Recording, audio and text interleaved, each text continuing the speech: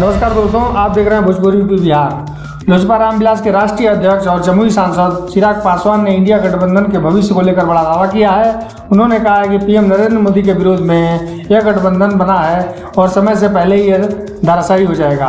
पटना में अखिलेश यादव की नाराजगी को लेकर पूछे गए सवाल पर उन्होंने यह बात कही। यह भी कहा कि नीतीश कुमार को इस मामले पर जवाब देना चाहिए।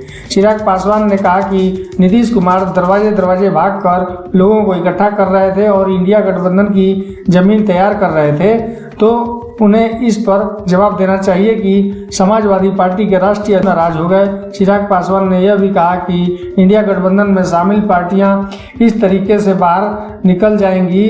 पटना में शनिवार को पत्रकारों से बातचीत करते हुए चिराग पासवान ने कहा कि मैं पहले से ही बता रहा हूं कि दरअसल इंडिया गठबंधन देश की जनता का ख्याल रखने के लिए नहीं, बल्कि कई पार्टियों के कुछ नेताओं के व्यक्तिगत महत्वाकांक्षाओं की पूर्ति के लिए बनाया गया है। धीरे धीरे असलियत सामने आ रही है।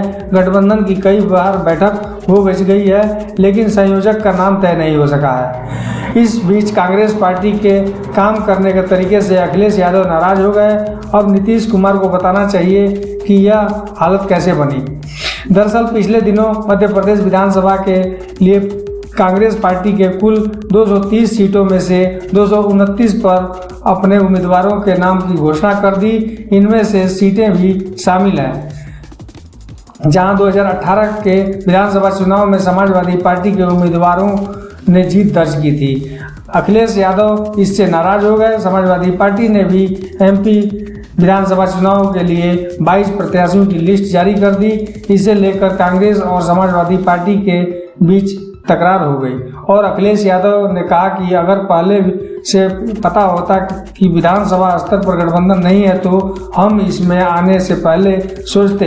उन्होंने कांग्रेस नेताओं पर भी तीखा बयान दिया है। चिराग पासवान ने अखिलेश यादव की इस बात को पकड़ लिया है। दोस्तों, वीडियो को लाइक करें, चैनल पर आए तो सब्सक्राइब जरूर करें और अपनी राय कमेंट बॉक्स में जरूर दें।